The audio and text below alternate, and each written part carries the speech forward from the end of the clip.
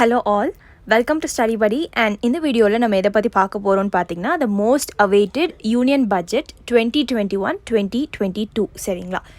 So union பட்ஜெட்டை எப்படி approach பண்ணுறது அண்ட் நிறைய பேருக்கு இப்போ நீங்கள் நியூ கமர்ஸாக இருக்கீங்க, இதான் ஃபர்ஸ்ட் டைம் நீங்கள் யூபிஎஸ்சி கொடுக்க போகிறீங்க அப்படின்னா நிறைய பேருக்கு சில கான்செப்ட்ஸ் இதை படிக்கணுமா படிக்கக்கூடாதா, எப்படி இதை அப்ரோச் பண்ணுறது அப்படிங்கிற நிறைய டவுட்ஸ் இருக்கும் சரிங்களா.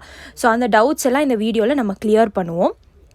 அண்ட் அது இல்லாமல் பர் இயர் எவ்வளோ கொஸ்டின்ஸ் வருது, நீங்கள் ப்ரிலிம்ஸாக எடுத்துக்கிட்டோம் இல்லை மெயின்ஸாக எடுத்துக்கிட்டோம், ரெண்டுக்குமே எப்படி கொஸ்டின்ஸ் ரிஃப்ளெக்ட் ஆகுது இந்த யூனியன் பட்ஜெட்லேருந்து அப்படிங்கிறத நம்ம டீட்டெயில்டாக பார்ப்போம் சரிங்களா. ஸோ இந்த கோர்ஸ் உங்களுக்கு பிடிச்சிருந்தது, இந்த கோர்ஸ் உங்களுக்கு ஜாயின் பண்ணணும் அப்படின்னா கீழே டிஸ்கிரிப்ஷன் பாக்ஸில் வாட்ஸ்அப் அண்ட் டெலிகிராம் நம்பர் கொடுத்துருக்கேன், அதுக்கு மெசேஜ் பண்ணி கேளுங்க. ஸோ கோர்ஸ் டீட்டெயில்ஸ் ஒன்றுமே இல்லை, நான் ஆல்ரெடி யூடியூப்பில் அப்லோட் பண்ணிவிட்டேன். How does the budget economic survey and economic current affairs எப்படி ஒர்க் ஆகும் அப்படிங்கிறத. அந்த வீடியோ நீங்கள் பார்க்கலன்னா ஒரு 3 வீடியோஸ் ஆர் 2 வீடியோஸ் கீழே போய் பாருங்கள் இருக்கும். ஸோ இந்த முழு union budget and economic survey and அது இல்லாமல் எக்கனாமிக்ஸோட கரண்ட் அஃபேர்ஸ் இந்த வருஷத்துது. ஸோ இது எல்லாத்துக்குமே சேர்த்து வெறும் 300 rupees தான். ஸோ 300 rupees கொடுத்து ஜாயின் பண்ணிட்டீங்க. ஸோ கீழே கூகுள் பே ஃபோன்பே நம்பர் கொடுத்துருக்கேன், அதுக்கு நீங்கள் உங்களோட அமௌண்ட் சென்ட் பண்ணிவிட்டு 300 சென்ட் பண்ணிட்டு ஸ்க்ரீன்ஷாட் கீழே வாட்ஸ்அப் நம்பர் கொடுத்துருக்கேன் இல்லையா, அதுக்கு நீங்கள் சென்ட் பண்ணீங்க அப்படின்னா உங்களுக்கு நான் நம்மளோட குரூப் லிங்க் சென்ட் பண்ணிடுவேன் சரிங்களா. ஸோ அதுக்கப்புறம் லைனாக வீடியோஸ் போஸ்ட் ஆயிடும். ஸோ இதுதான் part 1 of the budget. So இதுக்கப்புறம் பார்ட் 2 பார்ட் 3ன்னு சொல்லிட்டு daily back to back update பண்ணிடுவேன். ஸோ உங்களுக்கு நம்மளோட கோர்ஸில் ஜாயின் பண்ணணுன்னா கீழே கொடுத்துருக்கேன், பார்த்துக்கோங்க. அண்ட் அது இல்லாமல் நம்ம டெலிகிராம் லிங்க் கொடுத்துருக்கேன், அதுலேயும் ஜாயின் பண்ணிக்கோங்க.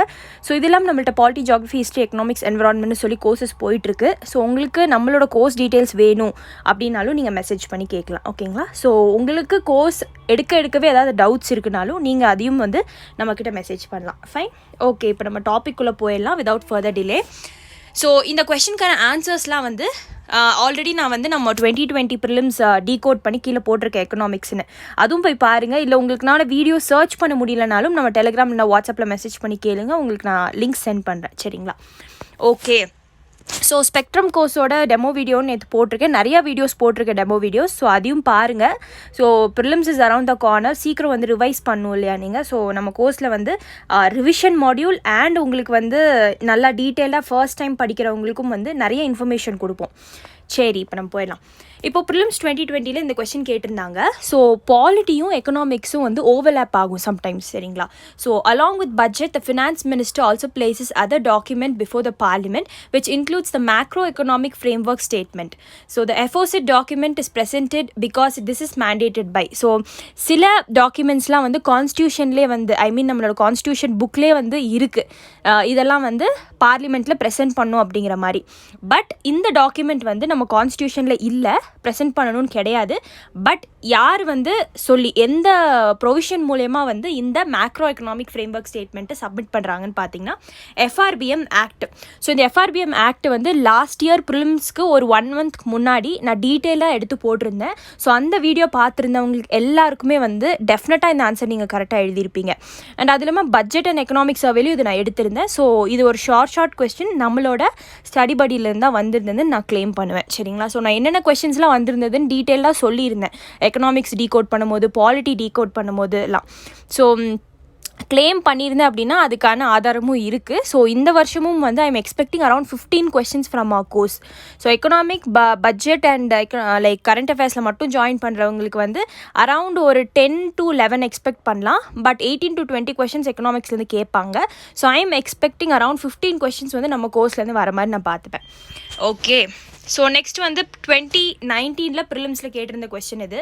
மோஸ்ட் ஆஃப் இந்தியாஸ் எக்ஸ்டர்னல் டெப்ட் இஸ் ஓட் பை கவர்மெண்ட் என்டிட்டிஸ்ன்னு சொல்லியிருக்காங்க. ஆல் ஆஃப் இந்தியாஸ் எக்ஸ்டர்னல் டெப்ட் is denominated in US dollars. ஆல்னு ஒரு எக்ஸ்ட்ரீம் ஸ்டேட்மெண்ட் கொடுத்தா கண்டிப்பாக அது தப்பாக இருக்கும் ஓகேங்களா. ஸோ அண்ட் நம்மளோட எக்ஸ்டர்னல் டெப்ட்னா வெளியிலேருந்து கடன் வாங்கியிருப்போம், வெளியே multilateral institutions like world bank, IMF அந்த மாதிரி. அது இல்லாமல் நம்ம வேறு கண்ட்ரீஸ் கிட்ட கடன் வாங்குறது தான் எக்ஸ்டர்னல் டெப்ட். எக்ஸ்டர்னல் டெப்ட் இங்கே இருக்கிற ப்ரைவேட்டும் வாங்கலாம், கவர்மெண்ட்டும் வாங்கலாம். பட் நம்மக்கிட்ட எக்ஸ்டர்னல் டெப்ட் யார் அதிகமாக வாங்கியிருக்கானா இந்தியாவில் ப்ரைவேட் என்டிட்டிஸ் தான் வாங்கியிருக்காங்க ரேதர் தென் கவர்மெண்ட் சரிங்களா. ஸோ இது ரெண்டுமே தப்பான ஸ்டேட்மெண்ட். அண்ட் ப்ரிலிம்ஸ் 2017 கேட்டிருந்த கொஸ்டின் என்ன அப்படின்னு பார்த்தீங்கன்னா உங்களுக்கு வந்து ஜிடிபியோட ட்ரெண்ட்ஸ் தெரிஞ்சிருக்கணும் சரிங்களா. ஸோ ட்ரெண்ட் தான் கேட்டிருக்கான். Tax revenue as a percentage of GDP of India has steadily increased in the last decade. Last 10 years last 5 இயர்ஸோட டேக்ஸ் ரெவென்யூ எப்படி இருந்திருக்கு அப்படிங்கிற மாதிரி நீங்கள் படிக்கணும். Fiscal deficit as a percentage of GDP of India has steadily increased in the last decadeன்னு சொல்லியிருக்காங்க. And fiscal டெஃபிசிட்னா உங்களுக்கு நல்லாவே தெரியும் என்ன அப்படிங்கிறது. ஏன்னா இப்போ டாக் ஆஃப் த ஆரே அதுதான்.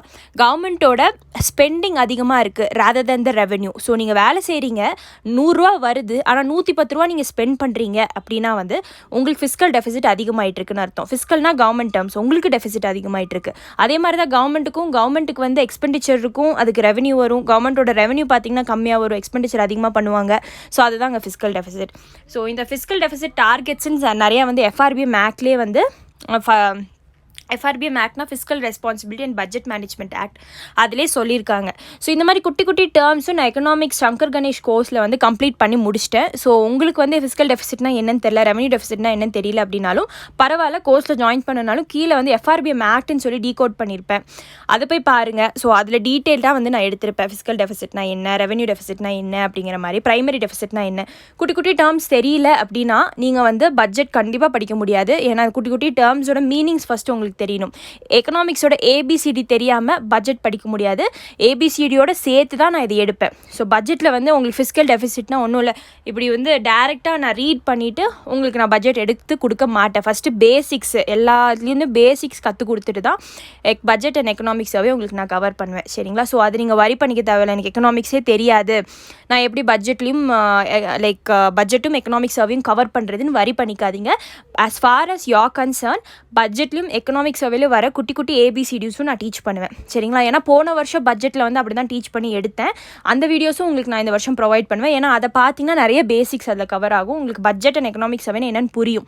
ஸோ போன வருஷத்தோட வீடியோஸும் உங்களுக்கு நான் ப்ரொவைட் பண்ணுவேன் சரிங்களா. ஓகே, இதுக்கான ஆன்சர் நீங்கள் எனக்கு கொடுங்க.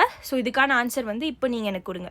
2016 வந்து என்ன கேட்டிருந்தாங்கன்னு பார்த்தீங்கன்னா, there has been a persistent deficit budget year after year. Which action of the following can be taken by the government to reduce the deficit? Deficitனா இப்போ என்னன்னு சொன்னேன். கவர்மெண்ட் என்னென்னலாம் பண்ணலாம் இந்த டெஃபிசிட்டை குறைக்கிறதுக்கு அப்படின்னு பார்த்தீங்கன்னா, ரெடியூசிங் ரெவன்யூ எக்ஸ்பெண்டிச்சரை கம்மி பண்ணால் கண்டிப்பாக வந்து கவர்மெண்ட்டுக்கு வந்து அவங்களோட டெஃபிசிட் குறையும். உங்களுக்கே தெரியும், கவர்மெண்ட் அதிகமான எக்ஸ்பெண்டிச்சர் பண்ணிட்டுருக்காங்க, அந்த எக்ஸ்பெண்டிச்சரை குறைச்சா டெஃபிசிட் கொஞ்சம் குறையும் சரிங்களா. இன்ட்ரடியூசிங் நியூ வெல்ஃபேர் ஸ்கீம்ஸ், நல்லா யோசிச்சு பாருங்கள். நியூ வெல்ஃபேர் ஸ்கீம்ஸ் இன்ட்ரடியூஸ் பண்ணாங்க அப்படின்னா அதுக்கு ஸ்பெண்ட் பண்ணால் கண்டிப்பாக ஃபிஸ்கல் டெஃபிசிட் அதிகமாகும். ஸோ இந்த ஆப்ஷனை ரூல் அவுட் பண்ணிடுங்க. ரேஷனலைசிங் சப்சிடிஸ், கண்டிப்பாக சப்சிடிஸை வந்து ரேஷனலைஸ் பண்ணனா ஃபிஸ்கல் டெஃபிசிட் குறையும். Reducing import duty, so import டியூட்டியை குறைச்சாங்க அப்படின்னா எப்படி கவர்மெண்ட்டுக்கு வந்து அவங்களோட ரெவன்யூ போய் சேரும். ஸோ கவர்மெண்ட்டுக்கு வந்து காசு போகணும், ஆனால் கவர்மெண்ட் வந்து எக்ஸ்பெண்டிச்சரை குறைக்கணும். ஸோ கவர்மெண்ட்டுக்கு ரெவன்யூ போகணும், ஆனால் கவர்மெண்ட்டோட எக்ஸ்பெண்டிச்சர் கவர்மெண்ட் குறைச்சிக்கணும். அதுதான் மெத்தடாலஜி. ஸோ அந்த ஃபார்முலாவை இங்கே அப்ளை பண்ணிங்கன்னா உங்களுக்கு ஆன்சர் கிடச்சிரும். அண்ட் ஸோ இதுக்கான ஆன்சரும் நான் சொல்லிட்டேன். இதுக்கான ஆன்சர் நீங்கள் ப்ரிலிம்ஸ் 2016 சொல்லி கீழே கமெண்ட் பாக்ஸில் கொடுங்க. ஸோ இதுவும் ப்ரிலிம்ஸ் 2017 சொல்லி கீழே கமெண்ட் பாக்ஸில் கொடுங்க. அண்ட் ப்ரிலிம்ஸ் 2015 கேட்டிருந்த கொஸ்டின் வந்து it was related to polity சரிங்களா. So the department of revenue is responsible for the preparation of union budget that is presented to the parliament. So எந்த department வந்து பட்ஜெட்டை ப்ரிப்பேர் பண்ணுறாங்கங்கிறது ஃபஸ்ட் திங் உங்களுக்கு தெரிஞ்சிருக்கணும். ரொம்ப பேசிக்காக தான் கேட்டிருக்காங்க சரிங்களா. So no amount can be withdrawn from the consolidated fund of India without the authorization of the Parliament of India. All the disbursements made by the public accounts also need the authorization from the Parliament of India. நீங்கள் Shankar Ganesh book இல்லைனா NCERT படிச்சிருந்தீங்கன்னா தெரியும், public accounts of India என்ன. So அது என்ன அப்படின்னு பார்த்தீங்கன்னா, அதுக்கு வந்து பார்லிமெண்ட், இப்போ நம்மளோட காசு தான் பப்ளிக் அக்கௌண்ட்ஸில் இருக்கும். இப்போ நம்மளோட bank deposit, post office deposit, நம்ம டெபாசிட் பண்ணியிருக்க காசெல்லாம் நம்மளோட மணி சரிங்களா. ஸோ அதை வந்துட்டு எடுக்கிறதுக்கு எதுக்கு பார்லிமெண்ட்டை கேட்கணும், எத்தனை தடவை அப்போ பார்லிமெண்ட் போயிட்டு வரணும்னு யோசிங்க. அப்போது நம்மளோட அமௌண்ட்டை எடுக்கிறதுக்கு நம்மளுக்கு வந்து பார்லிமெண்ட்டோட ஆத்தரைசேஷன் தேவையில்லை. ஸோ இந்த ஆப்ஷன் 3 கட் பண்ணீங்க அப்படின்னா உங்களுக்கு B and D கட் ஆயிரும். ஸோ இப்போ 1 வந்து உங்களுக்கு கரெக்டானு தெரியணும், 2 கண்டிப்பாக உங்களுக்கு தெரியும். கன்சாலிடேட்டட் ஃபண்ட் ஆஃப் இந்தியாவிலேருந்து காசு எடுக்கணும்னா கண்டிப்பாக பார்லிமெண்ட்டோட ஆத்தரைசேஷன் தேவை. ஒன் வந்து டிபார்ட்மெண்ட் ஆஃப் ரெவென்யூ தான் யூனியன் பட்ஜெட்டை ப்ரிப்பேர் பண்ணுறாங்களா அப்படிங்கிற ஆப்ஷன் நீங்கள் எனக்கு கீழே சொல்லுங்கள். ஸோ 2015க்கான ஆன்சரும் கீழே எனக்கு கொடுங்க. ஸோ இதுதான் உங்களோட டாஸ்க்கு. இந்த டாஸ்க்கை வந்து கம்ப்ளீட் பண்ணுங்கள். கீழே கமெண்ட் பாக்ஸில் டெஃபினட்டாக மென்ஷன் பண்ணுங்கள். ஸோ யார் ஃபர்ஸ்ட் வந்து கமெண்ட் பண்ணுறீங்களோ உங்களோட கமெண்ட்ஸை நான் ஸ்க்ரீன்ஷாட் எடுத்து நம்மளோட டெலிகிராம் குரூப்பில் போஸ்ட் பண்ணுறேன். Fine, okay guys. இப்போ நம்ம வந்து கொஷின்ஸ் ஓரளவுக்கு பார்த்து முடிச்சிட்டோம். ப்ரிலிம்ஸில் எப்படி வந்து பட்ஜெட்லேருந்து கேட்குறாங்க அப்படிங்கிறது. நெக்ஸ்ட் மெயின்ஸ் பார்ப்போம் எப்படி கேட்டிருக்காங்க அப்படிங்கிறது. ஸோ மெயின்ஸ் 2017 கேட்டது, one of the intended objectives of union budget 2017-18 is to transform, energise and clean India. So 2018ஓட 17-18ஓட லைக் தீம்னு சொல்லலாம். என்னென்னா transform, energise and clean India, அதுதான் வந்து theme. Analyse the measures proposed in the budget 2017-18 to achieve the objective. So என்னென்ன measures வந்து இந்த ஸ்பெசிஃபிக் ஹெட்டிங்ஸில் ப்ரொப்போஸ் பண்ணாங்கங்கிறது நீங்கள் டீட்டெயில்டாக எழுதணும், அவ்வளோதான். நெக்ஸ்ட் வந்து comment on the important changes introduce in respect in long term capital gains. Long term capital கெயின்ஸ்னால் என்னென்னு இங்கே உங்களுக்கு டேர்ம் தெரிஞ்சிருக்கணும். டிவிடெண்ட் டிஸ்ட்ரிபியூஷன் டேக்ஸ்னால் என்னென்னு தெரிஞ்சிருக்கணும். ஸோ இதெல்லாமே வந்து நான் எக்கனாமிக்ஸ் கோர்ஸில் கவர் பண்ணிட்டேன். அண்ட் இந்த union budget, so dividend distribution tax இதெல்லாமே வந்து கார்பரேட்டுக்கு ரிலேட்டடான டேர்ம்ஸ், சரிங்களா? ஓகே, ஸோ அதை வந்து யூனியன் பட்ஜெட் 2018-19 ப்ரொப்போஸ் பண்ணது. ஸோ அதையே வந்து உங்களை கமெண்ட் பண்ண சொல்கிறாங்க. அண்ட் கீ டேக் அவேஸ்ன்னு பார்த்தீங்கன்னா பேசிக் கான்செப்ட்ஸ் வந்து யூனியன் பட்ஜெட்டில் என்னென்ன படிக்கணும் அப்படிங்கிறத நான் சொல்கிறேன். எல்லாம் நோட் பண்ணிக்கோங்க. யூனியன் பட்ஜெட்டில் வந்து components of revenue and capital account, revenue அக்கௌண்ட்டில் என்ன இருக்குது, கேபிட்டல் அக்கௌண்ட்டில் என்ன இருக்குது அப்படிங்கிறது. வேரியஸ் டெஃபிசிட்ஸ், என்னென்ன டெஃபிசிட், இப்போ revenue deficit, primary deficit, fiscal deficit, இதெல்லாம். எஃப்ஆர்பிஎம் ஆக்ட் படிக்கணும். ஸோ ஏன்னா ப்ரிலிம்ஸ் 2018 எஃப்ஆர்பிஎம் ஆக்ட் கேட்டிருந்தான், திருப்பி 2020 எஃப்ஆர்பிஎம் ஆக்ட் கேட்டிருந்தான். நெக்ஸ்ட் ஃபிஸ்கல் ஸ்டிமுலஸ்னால் என்ன அப்படின்னு பார்த்தீங்கன்னா, கவர்மெண்ட் வந்து நம்மளோட எக்கனாமிக் கண்டிஷன்ஸை ரிவைவ் பண்ணுறதுக்காக நிறைய எக்ஸ்பெண்டிச்சர் பண்ணுவாங்க, அதான் ஃபிஸ்கல் ஸ்டிமுலஸ். ஃபிஸ்கல் கன்சாலிடேஷன்னா என்ன, ஸோ இதெல்லாமே நான் எக்கனாமிக் சங்கர் கணேஷ் புக்கில் டீட்டெயிலாக கொடுத்துருக்கான்.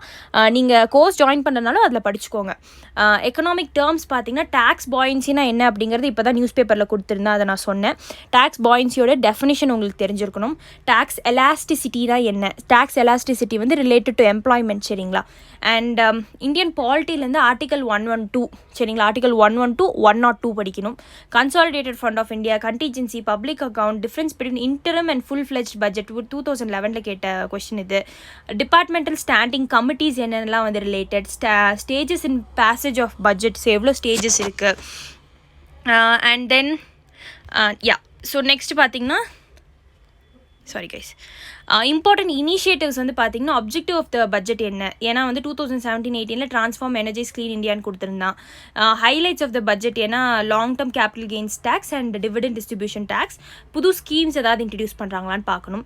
ட்ரெண்ட்ஸ் இந்த மேக்ரோ எக்கனாமிக் இண்டிகேட்டர்ஸ் தான் ரொம்ப முக்கியம். இப்போ ஏன்னா ட்ரெண்ட்ஸ் அண்ட் டேக்ஸ் ரெசிப்ட்ஸ் வந்து எவ்வளோ வருது கவர்மெண்ட்டுக்கு, tax to GDP ratio calculate பண்ணணும்.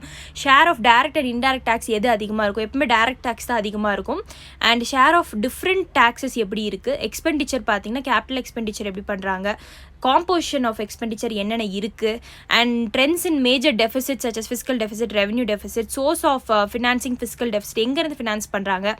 டெப்ட் பார்த்தீங்கன்னா டெப்ட் position of government, share of internal and external dept. So 2019 கேட்டிருந்த கொஸ்டின் இது. ஜிடிபி க்ரோத் ரேட் எப்படி இருக்குன்னு பார்க்கணும், ஏன்னா இதுவும் கொஸ்டின் கேட்டிருந்தான். ட்ரெண்ட்ஸ் இந்த ரியல் அண்ட் நாமினல் ஜிடிபினா உங்களுக்கு என்னன்னு தெரிஞ்சிருக்கணும்.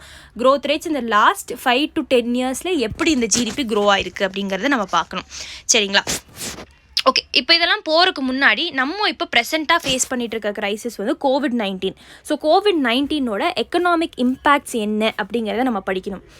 ஃபஸ்ட்டு வந்து ட்வின் ஷாக்ஸை வந்து ஃபேஸ் பண்ணோம் இந்தியா. ஸோ இந்தியான்னு இல்லை, உலகம் முழுக்க நிறைய கண்ட்ரிஸ் ஃபேஸ் பண்ணிச்சு. இந்தியன் பர்ஸ்பெக்டிவில் நம்ம பார்க்க போகிறோம்.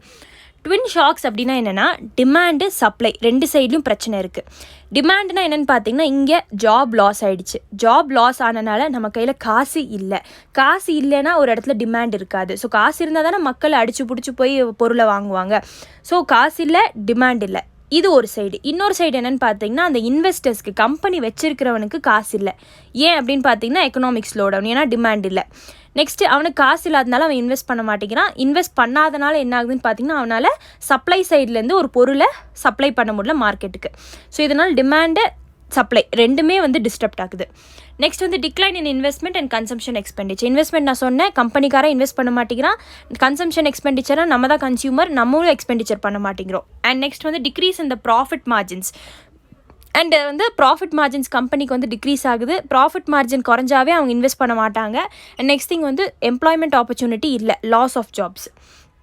Increase in NPA, poor financial position of the bank. Non performing அசெட்னா உங்களுக்கு என்னென்னு தெரிஞ்சிருக்கணும். நான் பெர்ஃபார்மிங் அசெட்னா பேங்க் வந்து ஒருத்தனுக்கு கடன் தரும். அது கடன் வந்து 100 ரூபான்னு வச்சுக்கோங்களேன், அதுக்கு இன்ட்ரெஸ்ட் வந்து 10 ரூபா, டோட்டலாக 110 ரூபா. அந்த 110 ரூபாவை அவன் வந்து பிரின்சிபலோ இன்ட்ரெஸ்ட்டோ வந்து ஃபஸ்ட்டு 90 டேஸ்க்கு பே பண்ணாமல் இருந்தானா அது என்பிஏவாக மாறிடும். ஸோ இதுதான் வந்து என்பிஏ, சரிங்களா. அது பேங்க்குக்கு வந்து என்பிஏ இன்க்ரீஸ் ஆகுது. அண்ட் நெக்ஸ்ட் வந்து poor financial position of the பேங்க்கோட இப்போ புவர் ஃபினான்ஷியல் பொசிஷன் வந்து என்பிஏ கிரைசிஸ்னால தான் நடக்குது. Next, contagion impact on critical sectors such as real estate, manufacturing எல்லாமே வந்து ப்ராப்ளம்ஸ் ஃபேஸ் பண்ணுது, சரிங்களா. ஓகே, ஸோ இதுதான் வந்து இதில் சொல்லியிருக்காங்க. ஸோ இதெல்லாம் இது இப்போதைக்கு தேவையில்லை உங்களுக்கு. அண்ட் உங்களுக்கே தெரியும், இப்போ வந்து நம்ம -24 ஜிடிபி க்ரோத் ரேட் வந்து -24லேருந்து இந்த ஃபினான்ஷியல் இயர் 2021 ஃபினான்ஷியல் இயரில் வந்து நம்ம -7% வந்திருக்கோம். இந்த க்ரோத் வந்து இன்னும் அதிகமாகும், positive towards the positive side நம்ம வருவோம் அப்படிங்கிற மாதிரி சொல்லியிருக்காங்க. ஸோ அது என்ன அப்படிங்கிறத நம்ம டீட்டெயிலாக பார்ப்போம், சரிங்களா. ஸோ இந்த க்ரோத் பாருங்கள், பல வருஷம் கழிச்சு, ஸோ 1979 கழிச்சு நம்ம இந்த மாதிரி நெகட்டிவ் க்ரோத் ரேட் பக்கம் போயிருக்கோம். ஸோ இங்கே பார்த்தீங்கன்னா ஜிடிபி க்ரோத் ரேட் வந்து இது கண்டிப்பாக நீங்கள் படிக்கணும். ஸோ 1979லேருந்து தான் வந்து லைக் அதுக்கப்புறம் தான் நெகட்டிவில் போயிருக்கோம். ஸோ இங்கே பார்த்தீங்கன்னா 8.8, 3.8, 9.8, அதுக்கப்புறம் 10.3, 5.5, 8.3, அதுக்கப்புறம் வி கேம் டு -24 பக்கம் வந்தோம். இப்போ ஃபினான்ஷியல் இயர் 2021ல் -7 வந்திருக்கோம், சரிங்களா. ஸோ 4 குவார்ட்டர்ஸாக வந்து ஜிடிபியை பிரிப்பாங்க. ஸோ 4 குவார்ட்டருக்கும் கேல்குலேட் பண்ணுவாங்க, சரிங்களா. அதை ஞாபகம் வச்சுக்கோங்க. ஒரு வருஷத்துக்கு 4 குவார்ட்டர், 3 மாதமாக வந்து ஜிடிபி கேல்குலேட் பண்ணுவாங்க, சரிங்களா. இப்போது பட்ஜெட்டோட பேக்ரவுண்ட் என்னென்னு பார்க்க போகிறோம். ஸோ இது வந்து finance minister Nirmala Sitharaman. So இவங்க எப்படி வந்து நம்மளோட எக்கனாமியை வந்து ரிவைவ் பண்ணி கொண்டு போகிறாங்க அப்படிங்கிறது 2 ஃப்ராண்ட்டில் பார்க்க போகிறோம், சரிங்களா. So options before the finance மினிஸ்டர்னு பார்த்தீங்கன்னா, ஒன்று வந்து செலவு பண்ணணும், இன்னொன்று செலவு பண்ணக்கூடாது. ஏன்னா செலவு பண்ணால் ஃபிஸ்கல் டெஃபிசிட் அதிகமாகும், செலவு பண்ணலனா எக்கனாமியை ரிவைவ் பண்ணி கொண்டு வர முடியாது. ஸோ இந்த 2 டைலமாலையும் மாட்டிகிட்டு இருக்காங்க. ஸோ இது எப்படி டேக்கிள் பண்ண போகிறாங்க அப்படிங்கிறத நம்ம பார்ப்போம். இப்போ ஃபஸ்ட் ஆப்ஷன் பார்ப்போம், raise revenue through Covid cess of wealth tax. இப்போது கவர்மெண்ட் வந்து டேக்ஸ் மக்கள்கிட்டருந்து வாங்க போகிறாங்க, சரிங்களா. அவங்க செலவு பண்ணாமல் என்ன பண்ண போகிறாங்கன்னா, எக்கனாமியை ரிவைவ் பண்ணுறதுக்காக மக்கள்கிட்டருந்தே டேக்ஸ் வாங்க போகிறாங்கன்னு வச்சுக்கலாம் ஃபஸ்ட் திங். ஸோ இப்போ புது டேக்ஸ் இன்ட்ரடியூஸ் பண்ணலாம், லைக் கோவிட் செஸ்ஸுனா என்னென்னா, ஒரு ஸ்பெசிஃபிக் பர்பஸ்க்காக வந்து டேக்ஸ் இம்போஸ் பண்ணுறது, அதுக்கு மட்டும்தான் யூஸ் பண்ணுவாங்க. For example educational, wealth chess, அதுக்கப்புறம் வந்து ஹெல்த் செஸ், இந்த மாதிரிலாம் பண்ணிங்கன்னா ஹெல்த்துக்கு மட்டும் தான் யூஸ் பண்ணும், எஜுகேஷனுக்கு மட்டும் தான் யூஸ் பண்ணும். ஸோ கோவிடுக்கு மட்டும் தான் இது யூஸ் பண்ணுவாங்க, வெல்த் டேக்ஸ் அப்படின்னு சொல்லி போடுறது. And undertake higher expenditure. So இந்த இடத்துல வந்து டேக்ஸை வாங்கிட்டு மக்கள்கிட்ட அந்த டேக்ஸையே வந்து மக்கள் மேலே செலவு பண்ணுறது. ஸோ இதுக்கு பெனிஃபிட்டும் ப்ராப்ளமும் ரெண்டுமே இருக்குது. ஸோ இப்படி வந்து மக்கள்கிட்ட காசு வாங்கினாங்கன்னா அவங்களோட பாரோயிங் லிமிட், கவர்மெண்ட் இவ்வளோ தான் பாரோ பண்ணணும்னு இருக்குது FRBM ஆக்ட் படி, சரிங்களா. ஸோ அதே வந்துட்டு கண்ட்ரோல் பண்ணலாம். நெக்ஸ்ட்டு ப்ராப்ளம் என்னன்னு பார்த்தீங்கன்னா, டிமாண்டில் இம்பேக்ட் இருக்கும். ஏன்னா மக்கள் கையிலேருந்து ஆல்ரெடி காசு இல்லை, நீங்கள் இன்னும் டேக்ஸ் வாங்கினீங்கன்னா மக்கள் கையில் இன்னும் காசு குறைஞ்சிரும், அப்போ இன்னும் டிமாண்ட் குறைஞ்சிரும், சரிங்களா. ஸோ இந்த ப்ராப்ளம், 2 ப்ராப்ளமும் தெரிஞ்சு வச்சுக்கோங்க. இன்கேஸ் மக்கள் கையிலேருந்து காசு வாங்கி எக்ஸ்பெண்டிச்சர் பண்ணாமல் பாரோ பண்ணுறாங்கன்னு வச்சுக்கலாம் government. So borrow more money, spend on creation of infrastructure கிரியேஷனுக்கு காசு போட்டால் மட்டும்தான் லாங் டேர்மில் அது ஹெல்ப்ஃபுல்லாக இருக்கும். உங்களுக்கே தெரியும், இப்போ நம்ம வந்து காசு வச்சுருக்கோம் அப்படிங்கிறதுக்காக இப்போ நீங்கள் லேப்டாப்பு, ஃபோனு, இந்த மாதிரி உங்கள் வீட்டுக்கு ஆக்சசரிஸ்லாம் வாங்கினீங்கன்னா ஹெல்ப் அவுட் ஆகாது. ஆனால் நீங்கள் அதுவே ஒரு வீடு கட்டினீங்க அப்படின்னா அதுலேருந்து உங்களுக்கு நிறையா ரெவென்யூ, மந்த்லி ரெவென்யூ வரும், பேசிவ் இன்கம் வந்துட்டுருக்கும். ஸோ அதுதான் வந்து என்ன சொல்கிறாங்க அப்படின்னு பார்த்தீங்கன்னா, இன்ஃப்ராஸ்ட்ரக்சர் கிரியேஷன். அதே மாதிரி கவர்மெண்ட் வந்து ரோட்வேஸ், ரயில்வேஸ், இந்த மாதிரி ப்ராஜெக்ட்லலாம் இன்வெஸ்ட் பண்ணும்போது அது இன்ஃப்ராஸ்ட்ரக்சர் கிரியேஷனுக்கு ஹெல்ப் பண்ணும், எம்ப்ளாய்மெண்ட்டுக்கு ஹெல்ப் பண்ணும். ஸோ இந்த மாதிரி பாரோ பண்ணி இன்ஃப்ராஸ்ட்ரக்சருக்கு போடுறாங்கன்னு வச்சுப்போயேன். ஸோ அதில் வந்து பெனிஃபிட்ஸ் என்னென்னு பார்த்தீங்கன்னா, இங்கே இருக்கிற ப்ராப்ளம் தான் இங்கே பெனிஃபிட் ஆயிரும். டிமாண்ட் வந்து பூஸ்ட் பண்ணும், இன்வெஸ்ட்மெண்ட்டை வந்து பூஸ்ட் பண்ணும், அதுக்கப்புறம் எம்ப்ளாய்மெண்ட் க்ரியேட் பண்ணும். நான் சொன்ன மாதிரி, ஏன்னா இன்வெஸ்ட்மெண்ட் இவங்க பண்ணுறாங்க. ப்ராப்ளம் என்னென்னு பார்த்தீங்கன்னா, கவர்மெண்ட் அதிகமாக கடன் வாங்கினா நான் சொன்னேன் ஹையர் ஃபிஸ்கல் டெஃபிசிட். அதிகமாக கவர்மெண்ட் வந்து எக்ஸ்பெண்டிச்சருக்கு தள்ளப்படுறாங்க. எக்ஸ்பெண்டிச்சர் அப்படின்னா வந்து லைக் ரெவன்யூ கம்மியாக வரும், எக்ஸ்பெண்டிச்சர் அதிகமாக பண்ணுவாங்க, லோன் அதிகமாக வாங்குவாங்க, அதுக்கு இன்ட்ரெஸ்ட் பே பண்ணணும். ஸோ இந்த மாதிரி கவர்மெண்ட் கையிலேருந்து காசு வந்து உறிஞ்சு போய்கிட்டே இருக்கும். அண்ட் கவர்மெண்ட் அதிக டெப்ட்லையும் வந்து மாட்டிப்பாங்க. ஸோ இதுதான் வந்து இப்போ பேக்ரவுண்ட், பட்ஜெட்டோட பேக்ரவுண்ட். இதுதான் வந்து நம்ம இப்போ ஃபேஸ் பண்ணிட்டு இருக்கோம். கரண்ட்டாக வந்து கவர்மெண்ட் எப்படி ஸ்பெண்ட் பண்ணுறது அப்படிங்கிறத டைலமாவில் இருக்காங்க அப்படிங்கிற மாதிரி சொல்லலாம். இப்போது பட்ஜெட் வரக்கு முன்னாடியே நம்மளுக்கு கோவிட் வந்தக்கப்புறம் 4 மினி பட்ஜெட்ஸ் வந்து ரிலீஸ் பண்ணாங்க, சரிங்களா. ஸோ அந்த 4 மினி பட்ஜெட் வந்து 1 வந்து பிரதான் மந்திரி கரீப் கல்யாண் யோஜனா. இன்னொன்று வந்து 3 பேக்கேஜ் வந்து இதில் ரிலீஸ் பண்ணாங்க ஆத்ம நிர்பர் பாரத் பேக்கேஜ் கடியில். ஸோ இதில் வந்து ஃப்ரீ ஃபுட் கிரெயின்ஸ் ப்ரொவைட் பண்ணாங்க, குக்கிங் கேஸ், டைரக்ட் கேஷ் வந்து ஃபார்மர்ஸ் விமென்ஸ் அக்கௌண்ட்ஸில் போட்டாங்க, எல்டர்லீஸ் புவருக்கெல்லாம் வந்துட்டு அக்கௌண்ட்லேயே டைரெக்டாக வந்து பெனிஃபிட் ட்ரான்ஸ்ஃபர் பண்ணிட்டாங்க.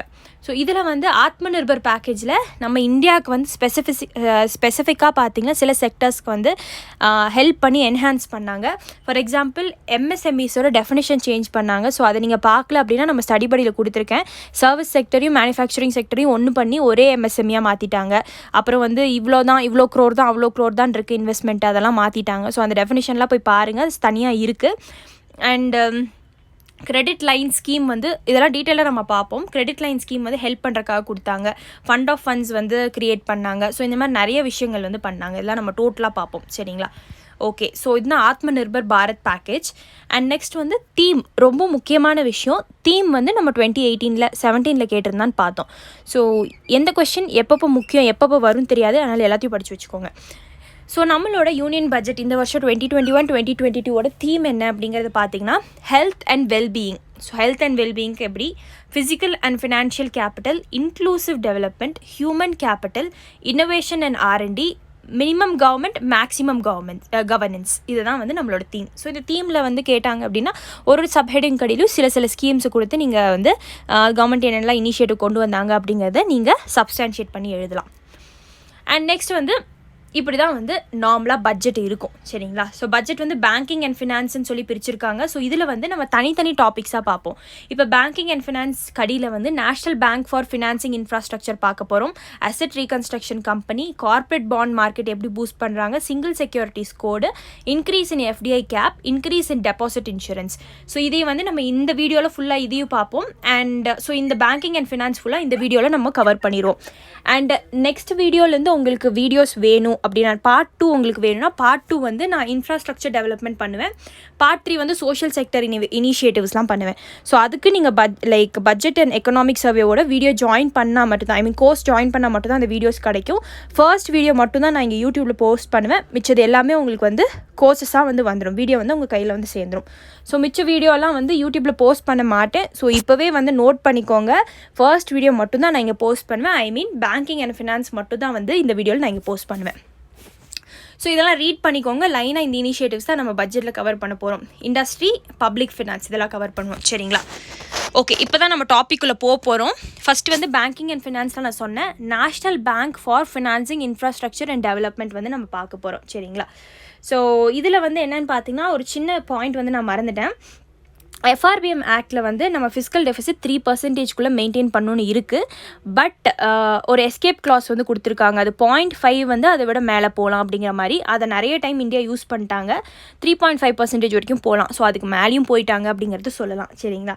ஸோ இப்போ வந்து என்ன சொல்ல போகிறேன் அப்படின்னு பார்த்தீங்கன்னா national bank for financing infrastructure and development இதுதான் நம்ம பார்க்க போகிறோம்.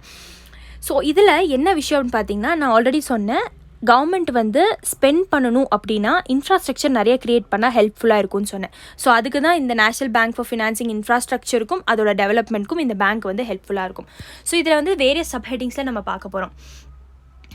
Different from banks. ஸோ இந்த பேங்க் எப்படி வந்து நார்மல் பேங்க்கை விட டிஃப்ரெண்ட் அப்படின்னு பார்த்தீங்கன்னா nature of loan and nature of role 2 இருக்குது. இப்போது நார்மல் பேங்க்ஸ் எல்லாம் வந்து யார்கிட்டேருந்து காசு கலெக்ட் பண்ணி லோன் ப்ரொவைட் பண்ணுவாங்க. ஸோ நம்ம தான் பேங்க்கில் போய் டெபாசிட் பண்ணுவோம், நம்மளோட காசை எடுத்து தான் வேறு ஒருத்தனுக்கு லோனாக தருவாங்க, சரிங்களா? அது நார்மல் பேங்க்கோட வேலை. ஸோ இந்த national bank for financing infrastructure and டெவலப்மெண்ட்டோட வேலை என்னன்னு பார்த்தீங்கன்னா இவங்க மக்களோட காசெல்லாம் யூஸ் பண்ண மாட்டாங்க. இன்ஃபேக்ட் கவர்மெண்ட் இவங்களுக்கு ஃபண்ட் பண்ணுவாங்க, இவங்க இன்ஃப்ராஸ்ட்ரக்சர் ப்ராஜெக்ட்ஸ்க்கு அடுத்து ஃபண்ட் பண்ணுவாங்க. இப்படி தான் நடக்கும். இதுதான் வந்து nature of loan. Nature of role என்னென்னு பார்த்தீங்கன்னா நார்மல் பேங்க்ஸ் வந்து இப்போ நீங்கள் ஒரு இண்டஸ்ட்ரி ஆரம்பிக்க போகிறீங்க, ஒரு ஆண்டர்ப்ரனராக இருக்கீங்க, ஏதாவது ஒரு ஸ்டார்ட் அப் ஆரம்பிக்க போகிறீங்கன்னா உங்களுக்கு எந்த எக்ஸ்பர்டீஸும் கொடுக்க மாட்டாங்க, உங்களுக்கு லோன் மட்டும் தான் ப்ரொவைட் பண்ணுவாங்க, அந்த லோனை நீங்கள் கட்டணும், அவ்வளோதான். பட் இந்த நேஷ்னல் பேங்க் ஃபார் NABFIDன்னு சொல்கிறேன். ஸோ இவங்க வந்துட்டு என்ன பண்ணுவாங்க, உங்களுக்கு நிறைய எக்ஸ்பர்டீஸ் கொடுப்பாங்க, உங்களுக்கு ஹெல்ப் பண்ணுவாங்க, எந்த ப்ராஜெக்ட்டில் நீங்கள் இன்வெஸ்ட் பண்ணிங்கன்னா உங்களுக்கு ப்ராஃபிட் வருங்கிற மாதிரி சொல்லுவாங்க. ஸோ இந்த எல்லா எக்ஸ்பர்டீஸும் உங்களுக்கு எந்த இன்ஃப்ராஸ்ட்ரக்சரில் பண்ணணும், எந்த டைமில் பண்ணணும், இது எல்லாமே சொல்லுவாங்க. ஸோ இதுதான் இவங்களோட நேச்சர் ஆஃப் ரோல். நெக்ஸ்ட் இதுதான் ஃபஸ்ட் டைம் இந்த மாதிரி நம்மளோட இந்தியாவில் இன்ஃப்ராஸ்ட்ரக்சர் அண்ட் டெவலப்மெண்ட் பேங்க் வந்து கொண்டு வர போகிறாங்களான்னு பார்த்தீங்கன்னா இல்லை. இதுக்கு முன்னாடி ஐசிஐசிஐலாம் அப்படி தான் இருந்தது. ஸோ அதுக்கப்புறம் லேட்டராக அதை வந்து ஒரு ஃபுல் டேர்ம் கமர்ஷியல் பேங்க்காக மாற்றிட்டாங்க. சரிங்களா? ஸோ இந்தியாவில் வந்து ஐஎஃப்சிஐ ஸ்பெசிஃபிக் பேங்க்ஸ் எல்லாம் இருக்குது. ஸோ ஐஎஃப்சிஐ, ஐஐஎஃப்சிஎல், எக்ஸிம் பேங்க்லாம் எக்ஸ்போர்ட் இம்போர்ட்டுக்கு வந்து ஃபண்ட் பண்ணுவாங்க. நேஷ்னல் ஹவுசிங் பேங்க் வந்து ஹவுசிங் ப்ராஜெக்ட்ஸ்க்காக கொடுப்பாங்க. நபார்டு வந்து அக்ரிகல்ச்சர் அந்த ஆலிட் ஆக்டிவிட்டீஸ் கொடுப்பாங்க. ஸோ இந்த மாதிரி ஒரு செக்டர்ஸ்க்கும் தனியாக பேங்க்ஸ் இருக்குது. அதே மாதிரி தான் இப்போது டெவலப்மெண்ட் இன்ஃப்ராஸ்ட்ரக்சர் அண்ட் டெவலப்மெண்ட்டுக்கும் இந்த பேங்க் இருக்குது. ஸோ இதுக்கு முன்னாடி இன்ஃப்ராஸ்ட்ரக்சர் அண்ட் டெவலப்மெண்ட் பேங்க் இருந்தது, அது கமர்ஷியல் பேங்க்காக மாற்றிட்டாங்க. நெக்ஸ்ட் இந்த மாதிரி உலகத்தில் எங்கேயாவது பேங்க்ஸ் இருக்கா அப்படின்னு பார்த்தீங்கன்னா இருக்குது. குளோபலில் சைனா டெவலப்மெண்ட் பேங்க் தான் இருக்கிறதுலே டாப்பு. அதுக்கப்புறம் வந்து க்ரீன் இன்வெஸ்ட்மெண்ட் பேங்க் வந்து யூகேது. க்ரீன் இன்வெஸ்ட்மெண்ட் பேங்க்லேருந்தே தெரியும், க்ரீன் ப்ராஜெக்ட்ஸ்க்கு இவங்க ஃபண்ட் பண்ணுவாங்க. நெக்ஸ்ட் KfWங்கிறது ஜெர்மனி. ஸோ இந்த கான்செப்ட் புதுசு கிடையாது, ஆல்ரெடி நிறைய கண்ட்ரீஸில் இருக்கிற பழைய கான்செப்ட் தான். அசிஸ்டன்ஸ் பார்த்திங்கன்னா எப்படி வந்து லோன்ஸ் கொடுப்பாங்க அப்படின்னா லாங் டேர்ம் லோன். ஸோ நார்மலாக இன்ஃப்ராஸ்ட்ரக்சர் வந்து எடுத்தனே 6 மாதத்துலேயோ 3 மாதத்துலேயோ கட்டி முடிச்சிட முடியாது. ஒரு பெரிய ரோட்வேஸ் ரயில்வேஸ்லாம் பண்ணுறோம் அப்படின்னா it will take years. Metro projects பண்ணுறோன்னா it will take years. So அதுக்கு வந்து லாங் டேர்ம் ஃபண்டுக்கு வந்து லாங் டேர்ம் லோன்ஸ்க்கு வந்து கம்மியான இன்ட்ரெஸ்ட் ரேட் இருக்கணும். கரெக்டாக? ஸோ லாங் டேர்மாகவும் இருக்கணும், கம்மியான இன்ட்ரெஸ்ட் ரேட்டாகவும் இருக்கணும். அப்போ தான் வாங்கி அதை வந்து இன்ஃப்ராஸ்ட்ரக்சர் டெவலப் பண்ணுவாங்க. ஸோ லாங் டேர்ம் லோன்ஸாக இருக்கணும். அண்ட் இது இல்லாமல் வந்து இவங்களே ஷேர்ஸ் வாங்கிப்பாங்க. National bank for financing infrastructure and development வந்து இவங்களும் ஒன் ஆஃப் த ப்ராஜெக்ட் மெம்பராக ஷேர்ஸை வந்து அக்வயர் பண்ணி அதில் இன்வெஸ்ட் பண்ணுவாங்க. கிரெடிட் என்ஹான்ஸ்மெண்ட்னா கிரெடிட் வந்து ப்ரொவைட் பண்ணுறது. சரிங்களா? ஸோ நெக்ஸ்ட் வந்து ஸ்ட்ராட்டஜிஸ் நீடட். இந்த சைடு வந்துடுவோம்.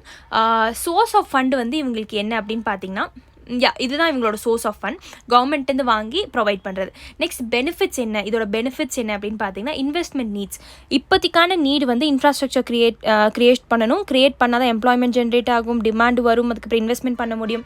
அண்ட் இன்வெஸ்ட்மெண்ட் நீட்ஸை பூர்த்திப்படுத்திடலாம். Reduce pressure on banks and NBFCs. இப்போது நார்மலாக வந்து பேங்க்கை போய் இவங்க பார்த்து பேங்க்லேருந்து கடன் வாங்குறது, NBFCஸை பார்த்து நான் பேங்கிங் ஃபினான்ஷியல் கம்பெனிஸ்ட்டு போய் கடன் வாங்குறது. ஆல்ரெடி IL&FS கிரைசிஸ் உங்களுக்கு தெரிஞ்சிருக்கணும், அது ஒரு கைண்ட் ஆஃப் NBFC. ஸோ அவங்க வந்து ஷார்ட் டேர்ம் டெபாசிட்ஸை வாங்கி லாங் டேர்ம் லோன்ஸ் கொடுத்தனால இப்போ நல்லா யோசிச்சு பாருங்கள், நான் போய் வந்து 1 வருஷத்துக்கு NBFCயில் காசை டெபாசிட் பண்ணுறேன். அந்த NBFC அதை எடுத்து 10 வருஷத்துக்கான இன்ஃப்ராஸ்ட்ரக்சர் ப்ராஜெக்ட்க்கு லெண்ட் பண்ணிடுறாங்க. இப்போ நான் 1 வருஷம் கழிச்சு போய் என் காசை கேட்குறேன் அப்படின்னா அவங்க என்ன சொல்லுவாங்கன்னா, 10 வருஷத்துக்கான லோனுக்கு நாங்கள் வந்து கிரெடிட் கொடுத்துருக்கோம், ஸோ 10 வருஷம் கழிச்சு தான் எங்களுக்கு காசு கிடைக்கும் அப்படிங்கிற மாதிரி. அதுதான் வந்து லிக்விடிட்டி கிரைசிஸ்ன்னு சொல்லுவாங்க. சரிங்களா? ஸோ இந்த மாதிரி விஷயத்தெல்லாம் வந்து தவிர்க்கலாம். பேங்க்ஸ் டு NBFC கிட்டேருந்தும் இன்ஃப்ராஸ்ட்ரக்சர் ப்ராஜெக்ட்ஸ்க்கு போகிறதுக்கு பதிலாக இவங்களே லாங் டேர்ம் லோன்ஸ் ப்ரொவைட் பண்ணுறனால இவங்க கிட்ட போகலாம் அப்படிங்கிறாங்க. லோவர் காஸ்ட் ஆஃப் கேபிட்டல் வந்து பார்த்திங்கன்னா இன்ட்ரெஸ்ட் கம்மியாக தான் இருக்கும் இவங்க கிட்ட. Reduced foreign currency exposure. இப்போ இந்தியாவில் இப்படி ஒரு பேங்க் இல்லை அப்படின்னா கண்டிப்பாக வந்து இங்கே இருக்கிற இன்வெஸ்டர்ஸ் வந்து வெளிநாட்டில் இருக்கிற இன்வெஸ்டர்ஸை ஈர்ப்பாங்க. அதுதான் ஃபாரின்லேருந்து கடன் வாங்குறது. ஃபாரின் எக்ஸ்போஷர், ஃபாரின் கரன்சி எக்ஸ்போஷர்ட்டு நம்ம கம்மியாகலாம். அவங்கள்ட்ட கடன் வாங்கி அப்புறம் வந்து நம்ம அமௌண்ட் வந்து அப்ரிஷியேட்டாக ஆனால் அதிகமாக பே பண்ணுற மாதிரி வரும். ஸோ இதெல்லாம் வந்து ப்ராப்ளம்ஸ், இதெல்லாம் வந்து தவிர்க்கலாம். நெக்ஸ்ட் வந்து ஸ்ட்ராட்டஜிஸ் நீடட்னு பார்த்தீங்கன்னா, ensure professionalism and autonomy. So இவங்களுக்குன்னு தனியாக இன்ஃப்ராஸ்ட்ரக்சர் அண்ட் டெவலப்மெண்ட்க்கு மட்டும்தான் இவங்க ஒர்க் பண்ணுறாங்க. ஸோ அதில் ஒரு ப்ரொஃபஷ்னலிசம் அண்ட் அட்டானமி இருக்கும். அட்டானமி அப்படின்னா வந்து தனியாக ஒர்க் பண்ணுற மாதிரி. And enhance access to long term capital. இப்போ for example long term capital வந்து எப்படி என்ஹான்ஸ் பண்ணலான்னு பார்த்தீங்கன்னா, SLR status to bonds. So பாண்ட்ஸ்க்கு வந்து SLR ஸ்டேட்டஸ் வந்து ப்ரொவைட் பண்ணலாம். சரிங்களா?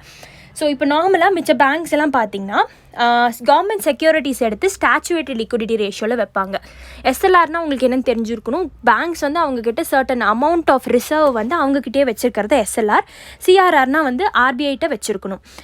இப்போது இந்த SLR இவங்கள்ட்ட வச்சுருக்காங்க பார்த்தீங்களா, பேங்க்ஸ் அவங்கக்கிட்டே வச்சுருக்காங்க இல்லையா? ஸோ அதை வந்துட்டு என்ன பண்ணணும் மெயினாக அப்படின்னு பார்த்தீங்கன்னா, ஸோ அந்த அமௌண்ட் வந்து கேஷாக இருக்கலாம், கோல்டாக இருக்கலாம், கவர்மெண்ட் செக்யூரிட்டிஸாக இருக்கலாம். ஸோ இந்த மாதிரி இந்த national bank for financing infrastructure and development release பண்ணுற பாண்ட்ஸையும் வந்து SLRல வைக்கிற மாதிரி வச்சுக்கிட்டா நிறைய பேங்க்ஸும் வந்து இதில் இன்வெஸ்ட் பண்ணுவாங்க. சரிங்களா? And long term credit from RBI. So இது வந்து RBI வந்து இவங்களுக்கு லாங் டேர்ம் கிரெடிட் கொடுக்கணும், எப்படி பேங்க்ஸுக்கு ப்ரொவைட் பண்ணுறாங்களோ அந்த மாதிரி. Borrow from multilateral institutions. இது இல்லாமல் இவங்க வந்து வெளியில் வேர்ல்டு பேங்க்கோ இல்லை IMF இந்த மாதிரி மல்டிலேட்ரல் இன்ஸ்டிடியூஷன்ஸ் ADBO இவங்ககிட்டேருந்து வாங்குற மாதிரி சில ஏற்பாடுகள் வந்து பண்ணித்தரணும். இதெல்லாம் வந்து ஸ்ட்ராட்டஜிஸ் நீடட்னு சொல்கிறாங்க. ஸோ நெக்ஸ்ட் வந்து infuse competition by encouraging private finance institutions. இப்போது என்ன அப்படின்னு பார்த்தீங்கன்னா, இப்போது ஒரு பேங்க்கு 2 பேங்க் அப்படின்னு வரும்போது வந்து நிறைய இப்போ நம்ம இந்தியாவில் வந்து பப்ளிக் செக்டர் பேங்க்ஸ் 70%க்கு மேலே இருக்குது. ஸோ ப்ரைவேட்டோட லைக் இன்வெஸ்ட்மெண்ட் ப்ரைவேட்டோட இந்த மாதிரி பேங்க்ஸ் டெவலப்மெண்ட் பேங்க்ஸ் எல்லாம் கொண்டு வந்தால் இன்னும் காம்படிஷன் அதிகமாகும், இன்ட்ரெஸ்ட் ரேட் கம்மியாக வந்து வெளியில் கொடுப்பாங்க. சரிங்களா? So tax incentives for individuals to invest in long term bonds. So இவங்க பாண்ட்ஸ் வந்து இஷ்யூ பண்ணுறதுல நம்மளை மாதிரி மக்கள் வந்துட்டு போய் அந்த பாண்ட்ஸில் இன்வெஸ்ட் பண்ணணும்னு வச்சுக்கோங்களேன். ஸோ நம்மளுக்கு வந்து டேக்ஸ் இன்சென்டிவ்ஸ் வந்து கவர்மெண்ட் ப்ரொவைட் பண்ணும். ஸோ இதெல்லாம் வந்து சில aspects of national bank for financing infrastructure and development. So இது உங்களுக்கு கிளியர்னு நான் நம்புகிறேன். ஸோ 2 ப்ராக்டிஸ் கொஸ்டின் இருக்குது அண்ட் ஒரு மெயின்ஸ் ப்ராக்டிஸ் கொஸ்டின் இருக்குது. ஸோ இதில் பார்த்தீங்கன்னா with reference to development banks consider the following statement. So இது எல்லாமே டெவலப்மெண்ட் பேங்க்ஸ் தான், இது எல்லாமே. சரிங்களா? Okay, the development banks are mainly financed by த கவர்மெண்ட்னு சொல்லியிருக்காங்க. ஸோ இது கரெக்டாக இல்லையா அப்படிங்கிறத நீங்கள் எனக்கு சொல்லுங்கள். And next, the National Bank for Financing Infrastructure and Development is said to be the India's first development bank. So already சொன்னேன், இது இந்தியாவோட ஃபர்ஸ்ட் டெவலப்மெண்ட் பேங்க் கிடையாது. ப்ரீவியஸாகவே we have many development banks. And first option வந்து correct. The development bank are mainly financed by the government தான் finance பண்ணுறாங்க. மிச்ச banks normal banks எல்லாம் பார்த்தீங்கன்னா நம்மளோட காசு டெபாசிட்டர்ஸோட காசை வச்சு தான் அவங்க வந்து கடன் ப்ரொவைட் பண்ணுறாங்க.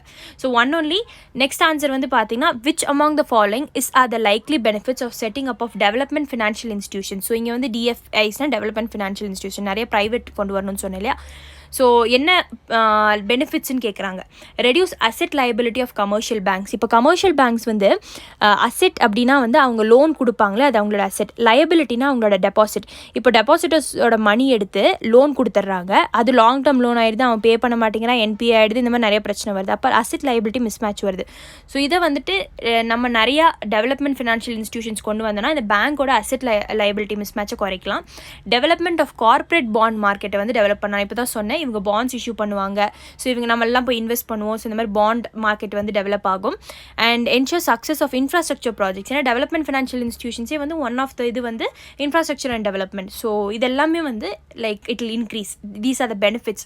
So option 1, 2 and 3 is the correct answer. So உங்களுக்கான மெயின்ஸ் கொஸ்டின் பார்த்தீங்கன்னா, India needs to learn from its past mistake to ensure the success of newly proposed national bank for financing infrastructure and development. Discuss. So past மிஸ்டேக்ஸ்லேருந்து கற்றுக்கிட்டு இந்த NABFIDயை வந்து எப்படி வந்து நம்ம develop பண்ணுறது, ஸோ அதுக்கான சக்ஸஸ்க்கு என்னெல்லாம் பண்ணணும் அப்படிங்கிறத நீங்கள் எழுதுங்க. நெக்ஸ்ட் ரொம்ப ரொம்ப இம்பார்ட்டண்ட்டான ஆர்டிக்கல். நான் ஆல்ரெடி வந்து கரண்ட் அஃபேர்ஸில் எடுத்திருந்தேன், இதை வந்து நான் பட்ஜெட்டில் எடுக்க போகிறேன்னு சொல்லியிருந்தேன். ஸோ இங்கே தான் எடுத்து இங்கே போஸ்ட் பண்ணுறேன். ஸோ நல்லா இது டீட்டெயிலாக பார்த்துக்கோங்க. நிறைய சேஞ்சஸ் இருக்குது. நீங்கள் நினச்சிட்டு இருப்பீங்க அசெட் ரீகன்ஸ்ட்ரக்ஷன் கம்பெனினா என்ன எனக்கு தெரியும் அப்படிங்கிற மாதிரி நினச்சிருப்பீங்க. பட் இதில் சில குட்டி குட்டி சேஞ்சஸ் இருக்குது, அதை நோட் பண்ணிக்கோங்க. இப்போது அசெட் ரீகன்ஸ்ட்ரக்ஷன் கம்பெனி எதுக்கு கொண்டு வரணும் அப்படிங்கிறது தான் ஃபஸ்ட்டு பாயிண்ட்டு. சரிங்களா? இப்போது பேங்க் நான் ஆல்ரெடி சொன்னேன் ஹையர் என்பிஏ ஃபேஸ் பண்ணுறாங்க அப்படின்னு. இப்படி பேங்க் ஹையர் என்பிஏ ஃபேஸ் பண்ணாங்கன்னா டிக்ரீஸ் இந்த house hold and private investment. திருப்பி போய் பேங்க்கிட்ட வந்து காசு வாங்க முடியாது. ஏன்னா பேங்க் வந்து கிரெடிட் கிரியேஷனுங்கிறது கட் பண்ணிடுவாங்க. ஏன்னா அவங்களுக்கே அதிகமான என்பிஏ ஆகிடுச்சு. So household and private investment நடக்காது. அண்ட் டிக்ளைன் இந்த ஜிடிபி க்ரோத் ரேட். ஒரு விஷயத்தில் ஒரு சைடில் இன்வெஸ்ட்மெண்ட் இல்லைனா ஜிடிபி க்ரோத் ரேட் கம்மியாயிரும், எம்ப்ளாய்மெண்ட் கம்மியாயிரும், எம்ப்ளாய்மெண்ட் கிரியேஷன், கன்சியூமர் எக்ஸ்பெண்டிச்சரும் கம்மியாயிரும், low profit for the companies. இதெல்லாமே ஒரு விஷய சைக்கிள்னு சொல்லுவாங்க. ஸோ இப்போ தான் ப்ரெசென்ட் ஸ்லோ டவுன் காரணமே இந்த என்பிஏ ஒரு விஷயத்தினால இப்படி ஒரு சைக்கிளில் நம்ம மாட்டிகிட்ருக்கோம் இந்தியா. சரிங்களா? ஸோ இதுக்காக வந்து பட்ஜெட்டில் ஆல்ரெடி ப்ரீவியஸ் பட்ஜெட்லேயே ப்ரொப்போஸ் பண்ண ஒரு விஷயம் தான் வந்து என்னென்னு பார்த்தீங்கன்னா அசெட் ரீகன்ஸ்ட்ரக்ஷன் கம்பெனி. ஆனால் ஏஆர்சியாக ப்ரொப்போஸ் பண்ணல. ஆல்ரெடி எக்கனாமிக் சர்வேல வந்து பேட் பேங்க் அப்படிங்கிற விஷயத்தில் பேரா அப்படிங்கிற ஒரு விஷயத்தை ஏஆர்சியை வந்து லைக் ப்ரொப்போஸ் பண்ணாங்க. பேரானா பப்ளிக் அசெட் ரீஹாபிலிட்டேஷன் ஏஜென்சின்னு சொல்லி. சரிங்களா? ஸோ இதை தான் வந்து லைக் ப்ரொப்போஸ் பண்ணாங்க. ஸோ இந்த பப்ளிக் அசெட் ரீஹாபிலிட்டேஷன் ஏஜென்சியை வந்து யார் ஃபண்ட் பண்ண போகிறாங்க அப்படின்னா கவர்மெண்ட் தான் ஃபண்ட் பண்ண போகிறாங்க அப்படிங்கிற மாதிரி இருந்துச்சு முதல்ல. இப்போ இந்த ஏஆர்சிக்கு யார் ஃபண்ட் பண்ண போகிறாங்கன்னு பார்த்தீங்கன்னா கவர்மெண்ட் இல்லை, both public and private banks வந்து ஒன்றா வந்து ஃபண்ட் பண்ணி ஏஆர்சியை க்ரியேட் பண்ண போகிறாங்க. ஸோ இது மணியை பூல் பண்ணி இதை வந்து செட்டப் பண்ணிடுவாங்க. ஸோ இதுதான் வந்து ஒரு சின்ன டிஃப்ரென்ஸ். பழைய பேரா ப்ரொப்போஸ் பண்ணதுக்கும் ஏஆர்சிக்கும் டிஃப்ரென்ஸ் இதுதான். சரிங்களா? ஸோ இது எப்படி ஒர்க் அவுட் ஆகுது அப்படிங்கிறத நம்ம பார்த்துருவோம். ஸோ ஃபஸ்ட்டு வந்து அசெட் ரீகன்ஸ்ட்ரக்ஷன் கம்பெனி எப்படி ஒர்க் ஆகும் அப்படிங்கிறத நான் சொல்கிறேன். இப்போது பேங்க் இருக்காங்க, ஹை என்பிஏ ஃபேஸ் பண்ணுறாங்க. இப்போது ஹையர் என்பிஏ ஃபேஸ் பண்ணுறாங்க அப்படின்னா ஹையர் ப்ரொவிஷனிங்கை ஃபேஸ் பண்ணுவாங்க. என்னது இது ப்ரொவிஷனிங் அப்படின்னு பார்த்தீங்கன்னா, இப்போது நான் ஒருத்தருக்கு 100 ரூபா கடன் தரேன் அப்படின்னு வச்சுக்கோங்க, சரிங்களா? அவர் வந்து அந்த கடனை பே பண்ணல அப்படின்னா நான் 50 ரூபா எடுத்து என்னோட பர்ஸ்குள்ளே வச்சிடணும். ஸோ அதை பத்திரமா அங்கேயே தான் வச்சிடணும், நான் யூஸே பண்ணக்கூடாது. நாளைக்கு வந்து எனக்கு ஏதாவது பிரச்சனை வந்துருச்சுன்னா என்ன பண்ணுறதுன்னு சொல்லிட்டு அதை நான் அதிகப்படுத்தணும். ஸோ இங்கே பார்த்தீங்கன்னா உங்களுக்கு ஒரு சைடில் காசும் வரதில்லை, இன்னொரு சைடில் காசும் மாட்டிகிட்டு இருக்கு. ஏன்னா ப்ரொவிஷனிங் இதுதான் பேங்க் ரூல்ஸ், இப்படி தான் எடுத்து வைக்கணும், ப்ரொவிஷனிங் நார்ம்ஸ்ன்னு சொல்லுவாங்க, சரிங்களா? ஸோ இந்த மாதிரி அங்கேயும் மாட்டிகிட்டு இருக்கு, இங்கேயும் மாட்டிகிட்டு இருக்கு. எனக்கு வந்து வெளியில் கிரெடிட் பண்ணுறதுக்கு, கிரெடிட் கொடுக்கறதுக்கு என்கிட்ட கையில் காசு இல்லை. ஸோ இது ஒரு விஷயம். புவர் கிரெடிட் கிரியேஷன் நான் சொன்ன மாதிரி இது ஒரு சைக்கிள் மாதிரி. ஸோ இந்த மாதிரி உங்களுக்கு என்பிஏ ப்ரொவிஷனிங்களும் காசு போயிடுச்சு, கிரெடிட்டும் வெளியே கொடுக்க முடியாது, எக்கனாமியில் ஸ்லோ டவுன் காஸ் ஆகிடும். ஸோ இதை தடுக்கிறதுக்கு என்ன பண்ணலாம் அப்படின்னு பார்த்தீங்கன்னா அசெட் ரீகன்ஸ்ட்ரக்ஷன் கம்பெனி கொண்டு வரலாம். ஸோ இந்த கம்பெனி என்ன பண்ணுவாங்க அப்படின்னு பார்த்தீங்கன்னா இந்த பேங்க்லேருந்து அந்த என்பிஏவை வாங்கிடுவாங்க. ஸோ ஃபஸ்ட்டு 100 ரூபான்னு சொன்னால அது 100 கோடின்னு வச்சுக்கோங்க. 100 கோடி என்பிஏ வந்து இந்த பேங்க் ஃபேஸ் பண்ணுறாங்க. ஸோ இதில் வந்து இந்த 100 கோடி அப்படி இருக்கு இல்லையா, அது முழுக்கவும் விற்க மாட்டாங்க. இந்த 100 கோடிக்கான விஷயம் வந்து 60 கோடி கொடுத்து ஏஆர்சி வாங்கிப்பாங்க. ஸோ 60 கோடி முதலே கொடுக்க மாட்டாங்க. 100 கோடி என்பிஏ இவங்க ஃபேஸ் பண்ணுறாங்க அப்படின்னா இவங்க வந்துட்டு பேங்க் வந்து எனக்கு 60 கோடி நீ வாங்கி கொடுப்பா போதும்னு சொல்லி அந்த 100 கோடி என்பிஏவை இவங்ககிட்ட விற்றுருவாங்க. ஸோ இந்த என்பிஏவை இவங்ககிட்ட விற்றக்கப்புறம் ஸோ இவங்க எப்படி வந்து ரீபே பண்ணுவாங்க அப்படின்னு பார்த்தீங்கன்னா ஃபஸ்ட்டு வந்து அந்த 100 கோடிக்கான இதை 60 கோடிக்கு இவங்க வாங்கியிருப்பாங்க. 60 கோடியில் 10 கோடி கேஷாக கொடுத்துருவாங்க, சரிங்களா? கேஷாக கொடுத்துட்டு என்னது இது செக்யூரிட்டி ரெசிப்ட்ஸ் அப்படின்னு பார்த்தீங்கன்னா அந்த மிச்சம் 50 கோடியை செக்யூரிட்டி ரெசிப்ட்ஸ் கணக்கில் ஏற்றிடுவாங்க. இது என்னது செக்யூரிட்டி ரெசிப்ட்ஸ் அப்படின்னு பார்த்தீங்கன்னா இப்போது ஒருத்தன் வந்து 100 கோடி கடன் வாங்கியிருக்கான்னு நான் சொன்னேன் பார்த்தீங்களா பேங்க் இது, அவன் வந்து ஒரு லேண்டை கொலாட்ரலாக வச்சுருப்பான், கரெக்டாக? இப்போ நான் போய் கடன் வாங்க போகிறேன் 100 கோடி அப்படின்னா என்னோடய லேண்ட் இவ்வளோ ஏக்கர் கணக்கில் வச்சுருக்கேங்க, இதை கொலாட்ரலாக வச்சுட்டு 100 கோடி கொடுங்க அப்படின்னு தான் நான் வாங்கியிருப்பேன். அந்த லேண்ட் ப்ளஸ் என்னோட இண்டஸ்ட்ரி, நான் புதுசாக ஒரு இண்டஸ்ட்ரி திறக்கிறதுக்கு தாங்க இந்த 100 கோடி வாங்குறேன் அப்படிங்கிற மாதிரி. ஸோ இது ரெண்டுமே வந்து பேங்க் கையில் இருக்கிற செக்யூரிட்டி. ஸோ அதுதான் செக்யூரிட்டின்னு சொல்லுவாங்க, கரெக்டாக? கொலாட்ரல் தான் செக்யூரிட்டி. ஸோ இந்த செக்யூரிட்டி ரெசிப்ட்ஸையும் வந்து இவங்ககிட்ட விற்றுருவாங்க. ஐ மீன் அந்த லேண்ட் அந்த இண்டஸ்ட்ரி ரெண்டுமே வந்து செக்யூரிட்டி. அந்த செக்யூரிட்டி இவங்ககிட்ட ஹேண்ட் ஓவர் பண்ணிடுவாங்க. இந்த செக்யூரிட்டி வச்சு தான் இவங்க வந்து அடுத்து பணத்தை கிரியேட் பண்ண போகிறாங்க, சரிங்களா? ஸோ இந்த ஏஆர்சி என்ன பண்ணுவாங்க அப்படின்னு பார்த்தீங்கன்னா ரெக்கவர்ஸ் த என்பிஏ த்ரூ டெப்ட் ரீஸ்ட்ரக்சரிங். ரெண்டு விஷயம் மூலயமா இவங்க டெப்டை வந்து லைக் டெப்டை வந்து வாங்கலாம். அந்த ஏ பர்சன் கிட்டேருந்து அந்த 100 கோடி வாங்கினா பார்த்தீங்களா அவங்ககிட்டேருந்து. ஒன்று டெப்ட் ரீஸ்ட்ரக்சரிங் பண்ணலாம், இன்னொன்று சேல் ஆஃப் அசெட்ஸ் பண்ணலாம். ரீஸ்ட்ரக்சரிங்னா என்னென்னு பார்த்தீங்கன்னா 100 கோடி வாங்கியிருக்கான் இல்லையா, ஸோ அவனோட கம்பெனியில் போய் அவன் இண்டஸ்ட்ரியில் போய் அவன் என்னெல்லாம் தப்பு பண்ணுறான் அப்படிங்கிறத பார்த்து அவன்கிட்ட ரெக்டிஃபை பண்ணி இப்படி ப்ராஃபிட் பண்ணுப்பா அப்படின்னு சொல்லி கொடுத்து அந்த 100 கோடியில் அட்லீஸ்ட் ஒரு 70C இல்லைனா 80C வந்து அவன்கிட்ட வந்து கரெக்ட் பண்ணும். ஸோ இதுதான் விஷயம். இல்லை அப்படின்னா அவனால் பண்ணவே முடியல, அந்த இண்டஸ்ட்ரி வந்து ஊற்றிக்கிச்சு அப்படின்னா அசெட்டை சேல் பண்ணிடணும். ஒன்று லேண்டு இல்லைனா இண்டஸ்ட்ரியை சேல் பண்ணிவிட்டு அந்த செக்யூரிட்டி ரெசிப்ட்ஸ், ஸோ அதுதான் சேல் பண்ணிவிட்டு அதில் 50 கோடியை வந்து பேங்க்குக்கு பே பண்ணிடுவோம். ஸோ டோட்டலாக 60 கோடி, 10 கோடி கேஷில் ஆல்ரெடி கொடுத்துருப்பான். இப்போ இந்த செக்யூரிட்டி வச்சு அந்த ரெசிப்ட்ஸ் கிரியேட் பண்ணி இப்போ 50 கோடி பே பண்ணிடுவான். ஸோ இதான் அசெட் ரீகன்ஸ்ட்ரக்ஷன் கம்பெனியோட வேலை. ஸோ இப்போ payment for the security receipts after detecting management fee எல்லாம் எடுத்துகிட்டு தான் செக்யூரிட்டி ரெசிப்ட்ஸ் வந்து பே பண்ணுவான், சரிங்களா? ஸோ இப்படி தான் இது ஒர்க் அவுட் ஆகும். ஸோ இதுதான் அசெட் ரீகன்ஸ்ட்ரக்ஷன் கம்பெனியோட வேலை. ஸோ இப்போது இந்த அசெட் ரீகன்ஸ்ட்ரக்ஷன் கம்பெனியோட பெனிஃபிட்ஸ் இருக்குது, சில கன்சர்ன்ஸ் இருக்குது. இது ரெண்டுமே நம்ம பார்த்து முடிச்சிருவோம். இப்போ பெனிஃபிட்ஸ் என்னென்னு பார்த்தீங்கன்னா address the present capital constraints of ARC. இப்போது ஏஆர்சின்னு என்னென்னு பார்த்தீங்கன்னா பெனிஃபிட்ஸ்னால் ஆல்ரெடி சொன்னேன், ப்ரைவேட் அண்ட் பப்ளிக் எல்லோரும் சேர்ந்து தான் கேபிட்டல் போட்டு ஏஆர்சி வந்து க்ரியேட் பண்ண போகிறாங்க. அண்ட் இப்போ வந்து பேங்க்குக்கு கண்டிப்பாக வந்து என்பிஏ இருக்கும், இன்னொரு சைடு வந்துட்டு ப்ரொவிஷனிங் நார்ம்ஸ் இருக்கும், இதெல்லாம் இருக்கிறனால கிரெடிட் கொடுக்க முடியாது. ஸோ இப்போ வந்து இவங்க சால்வ் பண்ணி கொடுத்தறனால அந்த கேபிட்டல் அப்படிங்கிற ப்ராப்ளம் வந்து போயிடும். Reduce NBA and unlock capital. So நான் சொன்ன மாதிரி என்பிஏ ரெடியூஸ் பண்ணும், பேங்க்ட்ட அந்த ப்ரொவிஷனிங் நார்ம்ஸ் எல்லாம் கம்மி பண்ணி அது பேங்க்கோட கேபிட்டல் இன்க்ரீஸ் பண்ணிடும். Focus on core components of giving loan. இப்போ பேங்க்கோட வேலையே என்னன்னா லோன் கொடுக்குறது. லோன் கொடுத்தவன் பின்னாடி அலைய முடியாது. ஸோ லோன் கொடுத்தவன் பின்னாடி அலையிறது ஏஆர்சியோட வேலையாக போயிடும். ஸோ இது வந்து பேங்க்கோட ஒரே வேலை, லோன் கொடுக்குறது, கிரெடிட் கிரியேஷன், அதை பார்க்குறது ஒரு பெனிஃபிட்டாக இருக்கும். கவுண்டர் த விஷியஸ் சைக்கிள். ஸோ விஷியஸ் சைக்கிள்னு நான் ஆல்ரெடி சொன்னேன், இதுதான் அந்த விஷியஸ் சைக்கிள், இதை வந்து கண்ட்ரோல் பண்ணலாம், சரிங்களா? ஓகே, ஸோ இதெல்லாம் வந்து benefits of creating and ARC. Next வந்து சில கன்சர்ன்ஸ் இருக்குது. இதில் என்னென்ன அப்படின்னு பார்த்தீங்கன்னா dilemma, over pricing of loans, higher pricing of loans, loss to ARC. இப்போது இந்த லோன்ஸை வந்து 100 கோடின்னு வச்சுக்கோங்களேன். இந்த 100 கோடியை வந்துட்டு லைக் ஏடிசியா நீ ஏடிசி எனக்கு கொடுப்பான்னு சொல்லி அசெட் ரீகன்ஸ்ட்ரக்ஷன் கம்பெனிகிட்ட சொல்லிட்டாங்கன்னா அது அசெட் ரீகன்ஸ்ட்ரக்ஷன் கம்பெனிக்கு லாஸ். ஏன்னா அவன்கிட்ட வந்து அந்த லோனை வாங்க முடியலன்னா என்ன பண்ணுறது? இல்லைனா sometimes lower pricing of loans. இப்போது 100 கோடி வந்து 20 கோடி மட்டும் எனக்கு வாங்கி கொடுன்னு சொல்லிட்டாங்கன்னு பார்த்தீங்கன்னா இது வந்து பேங்க்குக்கு லாஸ். ஒன்று வந்து ஏஆர்சிக்கு லாஸ், இன்னொன்று வந்து பேங்க்குக்கு லாஸ். ஸோ இந்த மாதிரி ஓவர் ப்ரைஸிங் இல்லைனா லோவர் ப்ரைஸிங் பண்ணால் 2 பேருக்கும் பிரச்சனை. சரிங்களா? இன்னொன்று பிரச்சனை என்னென்னு பார்த்தீங்கன்னா mere transfer of NPA from one entity ஆனது. என்ன விஷயம்னு பார்த்தீங்கன்னா பேங்க்ல இருக்கிற என்பிஏ இப்போ அப்படியே ஏஆர்சிக்கு மாறிடுது. பெரிய டிஃப்ரென்ஸ் இல்லையே அப்படின்னு சொல்லியிருக்காங்க. ஸோ இதெல்லாம் வந்து ஆர்பிஐ கவர்னர் இருக்காரு பார்த்தீங்களா, Raghuram Rajan, ex RBI governor. So அவர் வந்து என்ன சொல்லியிருக்காங்கன்னு பார்த்தீங்கன்னா இந்த ஐடியா பேட் பேங்க் ஐடியாவே எனக்கு பிடிக்கவே இல்லை, இது அக்கௌண்டிங் அட்வென்ச்சராக இருக்குன்னு சொல்லியிருக்காரு. அக்கௌண்டிங் அட்வென்ச்சர்னா என்னென்னு பார்த்தீங்கன்னா என்பிஏ ஒரு என்டிட்டிட்டேருந்து இன்னொரு entity that is bank to then ஏஆர்சிக்கு வந்து மாற்றுறது வந்து இதெல்லாம் என்ன வேலை அப்படிங்கிற மாதிரி கேட்டிருக்காரு. ஸோ இந்த செட்டிங் அப் ஆஃப் நியூ ஏஆர்சிக்கு இதை பேசியிருக்காரு. இந்தியாவுக்கு வந்து இந்த கான்செப்ட் புதுசு கிடையாது. இந்தியாவுக்கு வந்து ஆல்ரெடி ஒரு 10 to 15 ஏஆர்சி வந்து இருக்குது. பட் இவங்களுக்குலாம் கேபிட்டல் பத்தாதனால இது ஒர்க் அவுட் ஆகலை அப்படிங்கிற மாதிரி சொல்கிறாங்க. And delays in recovery of bad assets by ARC. So ஏஆர்சிக்கும் வந்து உடனே பேங்க்னால பண்ண முடியலன்னு தானே ஏஆர்சிட்ட கொடுக்குறாங்க. ஏஆர்சி மட்டும் போய் உடனே வந்து எல்லா டெப்ட் ரீஸ்ட்ரக்சரிங்லாம் பண்ணி இல்லைனா வந்து சேல் ஆஃப் அசெட்ஸ் பண்ணி காசு பண்ணிட முடியுமா? இல்லை, அதுக்கும் டைம் எடுக்கும். ஸோ எல்லாத்துலேயுமே வந்து டிலே கண்டிப்பாக இருக்கும். ஸோ இதெல்லாம் வந்து பெனிஃபிட்ஸ், இதெல்லாம் வந்து கன்சர்ன்ஸ். சரிங்களா? ப்ராக்டிஸ் கொஸ்டின் உங்களுக்கு என்னென்னு பார்த்தீங்கன்னா the asset reconstruction company is registered with RBI under the provision of insolvency and bankruptcy code. So இது ரொம்ப முக்கியம். அசெட் ரீகன்ஸ்ட்ரக்ஷன் கம்பெனி வந்து ஆர்பிஐ கிட்ட தான் ரெஜிஸ்டர் பண்ணுறாங்க under the provision of SEBI. சரிங்களா?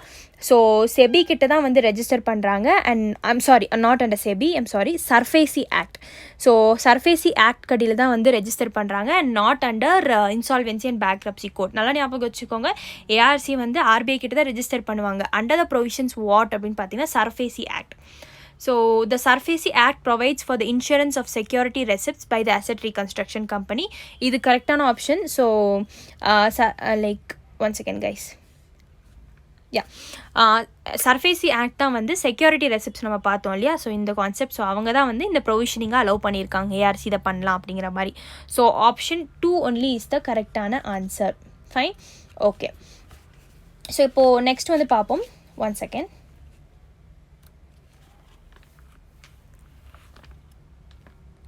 ஓகே, ஸோ நெக்ஸ்ட் வந்து பார்த்திங்கன்னா பூஸ்ட் டு கார்ப்பரேட் பாண்ட் மார்க்கெட்டை எப்படி பூஸ்ட் பண்ணுறது அப்படிங்கிறது தான் விஷயம். ஸோ இதில் வந்து கார்ப்பரேட் பாண்ட்ஸ்ன்னு பார்த்தீங்கன்னா இந்தியாவில் கார்ப்பரேட் பாண்ட்ஸ் அவ்வளோக்கா எஃபிஷியண்ட்டாக இல்லை. பட் அட்வான்ஸ்ட் எக்கனாமிஸ்லாம் பார்த்தீங்கன்னா யூஎஸில் அப்படிலாம் பார்த்தீங்கன்னா அந்த கார்ப்பரேட் பாண்ட் மார்க்கெட் வந்து ரொம்ப வெல் டெவலப்டாக இருக்குது. இந்தியாவில் வந்து கார்ப்பரேட்ஸ் வந்து பேங்க்ஸை தான் ரிலை பண்ணுறாங்க. ஸோ கார்ப்பரேட் பாண்ட்ஸ்னால் என்னென்னா, இப்போ நான் ஒரு கம்பெனி வச்சுருக்கேன், நான் ஒரு பாண்ட் இஷ்யூ பண்ணுவேன், மக்கள்லாம் வந்து அதில் இன்வெஸ்ட் பண்ணுவாங்க. ஸோ அதுலேருந்து வந்து அவனுக்கு கிரெடிட் கிடைக்கும், அதை வச்சு அவன் வந்து பிஸ்னஸ் பண்ணலாம். இந்தியாவில் அப்படி இல்லாதங்காட்டி என்ன பண்ணுவான்னா, இவன் பாண்ட் இஷ்யூ பண்ணுறதுக்கு பதிலாக பேங்க்கிட்ட போய் காசு வாங்குவான். சரிங்களா? இல்லைனா எக்ஸ்டர்னல் கமர்ஷியல் பாரோயிங்ஸ் நம்ம பார்த்த மாதிரி வெளிநாட்டிலேருந்து காசு வாங்குவான். ஸோ இதுதான் வந்து விஷயமே. ஆனால் கார்ப்பரேட் பாண்ட் மார்க்கெட்டை வந்து இப்போது என்ஹான்ஸ் பண்ணணும் அப்படிங்கிறக்காக கவர்மெண்ட் என்ன பண்ணியிருக்காங்கன்னா, ஒரு மிடில் இன்ஸ்டியூஷன் வந்து ஒன்று செட்டப் பண்ணுவோம். இந்த இன்ஸ்டியூஷன் வந்து இந்த கார்ப்பரேட் இஷ்யூ பண்ணுற பாண்ட்ஸை வந்து வாங்குவாங்க. ஸோ இதை கவர்மெண்ட் தான் செட்டப் பண்ணுவாங்க இந்த இன்ஸ்டியூஷனை. ஸோ வாங்கினதுக்கப்புறம் கார்ப்பரேட் பாண்ட் வந்து நல்ல ஒரு ஃபிலிப் கொடுக்கும். So this will give a thrust to the corporate bond market. சரிங்களா? ஸோ அதனால் மக்களும் வந்து நல்ல ஒரு ரேட்டிங் வரனால மக்களும் வந்து இனிமேல் வந்து இன்வெஸ்ட் பண்ணுவாங்க கார்ப்பரேட் பாண்ட்ஸில். ஸோ இப்படி தான் வந்து ஒர்க் அவுட் ஆகும். நான் சொன்ன மாதிரி இம்பார்ட்டன்ஸ் ஆஃப் கார்ப்பரேட் பாண்ட்ஸ்ன்னு பார்த்தீங்கன்னா, கார்ப்பரேட் பாண்ட் இஷ்யூ பண்ணுவாங்க, மணி வாங்குவாங்க. Well development corporate bond market வந்து இன்வெஸ்ட்மெண்ட் நீட்ஸ் வந்து இவன் கார்ப்பரேட் நல்லா காசு கிடச்சிரும். ப்ரெஷர் ஆன் பேங்க்ஸை ரெடியூஸ் பண்ணும். ஏன்னா இவன் பேங்க்கை போய் தேடி அலைய தேவையில்லை. Reduce the pressure on government for investment. கவர்மெண்ட்டுக்கும் வந்து ஒரு ப்ரெஷர் குறையும். இவன் வந்து ஏன்னா பாண்ட்ஸ் இஷ்யூ பண்ணி மக்கள்கிட்டே காசு வாங்கி இன்வெஸ்ட்மெண்ட் நடத்திடுவான். Implications of underdeveloped bond market அப்படின்னு பார்த்தீங்கன்னா, நார்மலாக asset liability mismatch and higher NPA. பேங்க்குக்கு திருப்பி இதே வேலை தான், கார்ப்பரேட் கொடுத்து அதே மாதிரி ப்ராப்ளம்ஸ் ஃபேஸ் பண்ணுவாங்க. Exposure to exchange rate fluctuations. ஏன்னா வெளியிலேருந்து அவங்க காசு வாங்கும் போது லைக் நான் சொன்ன மாதிரி வெளியிலேருந்து காசு வாங்கலாம் இல்லையா? ஸோ அப்படி வாங்கும் போது என்ன ஆகும் அப்படின்னு பார்த்தீங்கன்னா, எக்ஸ்சேஞ்ச் ரேட் ஃப்ளக்சுவேஷனுக்கு நம்ம ஆளாகும். ஸோ இதெல்லாம் வந்து சில ப்ராப்ளம்ஸ். ஸோ அதனால தான் ஒரு நடுவில் ஒரு இன்ஸ்டியூஷன் கிரியேட் பண்ணி கவர்மெண்ட்டே பாண்ட் வாங்குற மாதிரி. நெக்ஸ்ட், சிங்கிள் செக்யூரிட்டிஸ் மார்க்கெட் கோடு வந்து கொண்டு வர போகிறாங்க. ஸோ இந்த சிங்கிள் செக்யூரிட்டி மார்க்கெட் கோட் கடியில் என்ன கொண்டு வராங்க அப்படின்னு பார்த்தீங்கன்னா, ஸோ இந்தியாவில் வந்து வேரியஸ் லாஸ் இருக்குது. So securities exchange board of India இருக்குல்ல, செபி ஆக்ட் 1992. ஸோ இது வந்து கேபிட்டல் மார்க்கெட்டை ரெகுலேட் பண்ணுவாங்க SEBI. Securities contract regulation act of 1956 வந்து ஸ்டாக் எக்ஸ்சேஞ்சஸை ரெகுலேட் பண்ணுவாங்க. Depositories act of 1996. ஸோ இந்தியாவில் வந்து 2 டெபாசிட்ரிஸ் இருக்குங்க. ஒன்று வந்து national securities depository limited, central securities depository limited. இவங்க 2 பேரும் என்ன பண்ணுவாங்க அப்படின்னு பார்த்தீங்கன்னா ஷேர்ஸ் வந்து டிமேட் ஃபார்மில் மெயின்டைன் பண்ணுவாங்க. டிமேட் ஃபார்ம்னா என்னென்னா எலக்ட்ரிக்கல் ஃபார்மேட், சரிங்களா, டிமெட்டீரியலைஸ்ட் ஃபார்மேட். இப்போ நார்மலாக வந்து ஷேர்ஸ் நம்ம வாங்குறோன்னா அதுக்கு பேப்பர் ஜென்ரேட் பண்ணி அந்த பேப்பரில் எழுதி அதெல்லாம் வச்சு நம்ம ஃபைல்ஸு ஃபார்ம்ஸ் எல்லாம் வச்சுருப்போம். அதே மாதிரி டிமேட் அக்கௌண்ட் என்னென்னு பார்த்தீங்கன்னா எல்லாமே இந்த பேப்பர் ஃபார்மில் இருக்கிறது எல்லாமே வந்து எலக்ட்ரானிக் ஃபார்மேட்டில் மாற்றி கம்ப்யூட்டரைஸ் ஆகிரும், சரிங்களா. ஸோ அதை மெயின்டைன் பண்ணுறது யாருன்னா நேஷனல் லெவல்லையும் நேஷனல் செக்யூரிட்டிஸும் and central securities depository limited இருக்குது, சரிங்களா. அண்ட் நெக்ஸ்ட் பார்த்தீங்கன்னா டெபாசிட்ரிஸ் மார்க்கெட் வந்து recognition regulation of depositories, government securities act of 2007 management of government securities by RBI. So இது எல்லாமே சிங்கிளாக ஒரே ஒரு சிங்கிள் செக்யூரிட்டி மார்க்கெட் கோடாக கொண்டு வரணும்னு ஆசை. So problems with identified by FSLRC. FSLRCனா financial sector legislative reforms commission. So ஒரு கமிஷன் செட்டப் பண்ணியிருக்காங்க. அவங்க பேர் தான் financial sector legislative reforms commission. 2013 setup பண்ண கமிஷன் இது. ஸோ யார் ஹெட் பண்ணான்னு பார்த்தீங்கன்னா BN ஸ்ரீகிருஷ்ணா. ஸோ இவர் பேர் ரொம்ப ஃபேமஸ்னு உங்களுக்கு தெரிஞ்சிருக்கும். ஸ்ரீகிருஷ்ணா கமிட்டி வந்து data செக்யூரிட்டிக்கு ரிலேட்டடானது.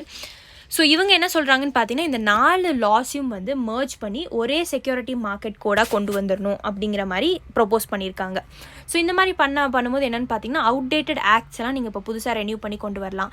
Multiple rules and regulations இருக்குது, எல்லாத்தையும் ஒரே செட்டில் கொண்டு வந்துடலாம். Higher compliance burden. இப்போ ஒருத்தன் ஒன்று பண்ணணும்னா ஒருத்தங்கிட்ட போய் ரெஜிஸ்டர் பண்ணணும். இப்போ செபி கிட்ட போகணும், இல்லைனா RBI கிட்ட போகணும், யார்கிட்ட போகிறனே சம்டைம்ஸ் கன்ஃபியூஸ் ஆயிரும். புவர் ஈஸ் ஆஃப் டூயிங் பிஸ்னஸை தடுக்கலாம் அப்படின்னு வந்து சொல்கிறாங்க, சரிங்களா. ஸோ அதர் இம்பார்ட்டண்ட் அனௌன்ஸ்மெண்ட் என்ன அப்படின்னு பார்த்தீங்கன்னா increase in FDI, foreign direct இன்வெஸ்ட்மெண்ட்னா என்ன அப்படிங்கிறது UPSC 2020 கேட்டிருந்தான். So FDI cap for insurance from 49%லேருந்து 74% வந்து இன்க்ரீஸ் பண்ணியிருக்காங்க இன்சூரன்ஸ்க்கு. ஸோ இன்சூரன்ஸ் பார்த்தீங்கன்னா இன்சூரன்ஸ் 2 வகையில் இருக்குது. ஒன்று இன்சூரன்ஸ் பெனிட்ரேஷன், இன்னொன்று வந்து இன்சூரன்ஸ் டென்சிட்டி. இன்சூரன்ஸ் பெனிட்ரேஷன் என்னன்னா GDP கூட கம்பேர் பண்ணுவாங்க. Percentage of insurance premium to GDP. இப்போ GDP வந்து 100 ரூபான்னு வச்சுக்கோங்களேன். ஸோ அதில் insurance premium to the people வந்து 2 ரூபா. ஸோ 100 ரூபா GDP இருக்குது அப்படின்னா எவ்வளோ ப்ரீமியம் வந்து மக்களுக்கு போய் சேருதுன்னா 2 ரூபா. ஸோ 2% தான் இன்சூரன்ஸ் பெனிட்ரேஷன் இந்தியாவில் இருக்குது அப்படிங்கிற மாதிரி சொல்லுவாங்க. அண்ட் இன்சூரன்ஸ் டென்சிட்டி என்ன அப்படின்னு பார்த்தீங்கன்னா ratio of insurance premium to population. எவ்வளோ பேர் வந்து இன்சூரன்ஸ் போட்டிருக்காங்க பாப்புலேஷன் கூட கம்பேர் பண்ணுறது தான் இன்சூரன்ஸ் டென்சிட்டி. ஸோ இது வந்து FDI நிறைய இன்சூரன்ஸ் கம்பெனிஸ் வந்து உள்ளே வந்து இன்வெஸ்ட் பண்ணலாம். இந்தியாவில் 49லேருந்து 74% இன்க்ரீஸ் ஆயிருக்கு. Deposit insurance cover enhanced by 5 lakh. Last year பட்ஜெட்டில் படிச்சிருப்பீங்க. Deposit insurance and credit guarantee corporation DGCI ஆக்ட்னு, DICGC ஆக்ட்னு சொல்லிட்டு.